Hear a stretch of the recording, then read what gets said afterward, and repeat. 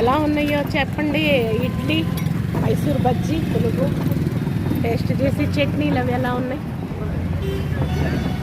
మెత్తగా బ్రహ్మాండంగా ఉన్నాయండి.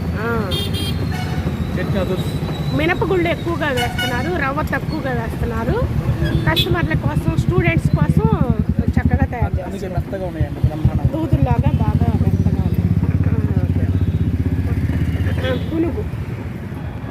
పునుగు కూడా చక్కగా బాగా ఉడికింది కదా, లోపలంతా కూడా ఉడికిందండి, బాగుంది. టమాటా చికెన్ హైలైట్, టమాటా చికెన్ బ్రహ్మాండంగా బాగుందా? Okay okay. తర్వాత మైసూరు బజ్జీ,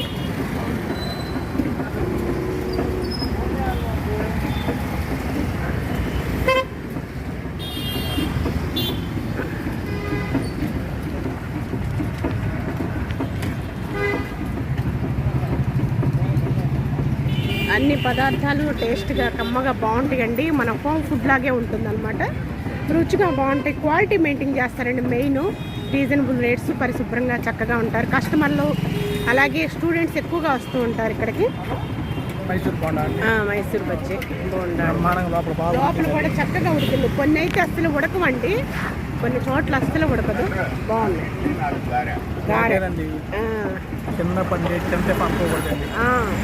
వాళ్ళే బ్రహ్మాండం చేస్తారు, వాళ్ళే కమ్మగా తయారు చేస్తారు, రుచిగా.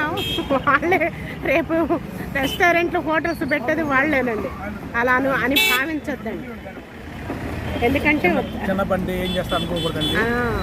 వాళ్ళ అంచనా వేయకూడదండి, అలా తక్కువ అంచనా వేయకూడదు. కానీ వాళ్ళ దగ్గరే టేస్ట్ రుచిగా కమ్మగా బాగుంటుంది. అవును, చిన్న స్థాయి నుంచే ఎగువ స్థాయికి వెళ్ళేది ఎవరైనా సరే. గారి కూడా సూపర్. ఆయిల్ కూడా అది ఫ్రీడమ్ ఆయిల్ వాడుతున్నారు, సన్ఫ్లవర్ ఆయిల్ వాడుతున్నారు. పిండి కూడా మంచి మంచి పిండ్లు వాడుతున్నారట. జేకేసీ కాలేజీ రోడ్ అండి, అమరావతి రైతు బజారు ప్రక్కనే ఉంటుంది, కార్నర్లోనే ఉంటుంది టిఫిన్ సెంటరు. ప్రతి వాళ్ళు తప్పకుండా విజిట్ చేయండి. ఈ రుచుల్ని, కమ్మదనాన్ని ఆస్వాదించాలంటే మా గుంటూరు వచ్చేసేయండి.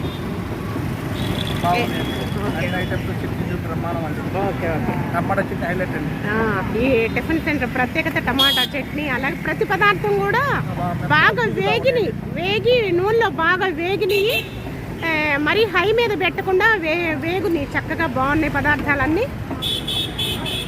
పూరి కూడా పెద్ద పెద్ద సైజులు, దోశ పెద్ద పెద్ద సైజులు బాగున్నాయండి. ఓకే, ఎంజాయ్ చేయండి.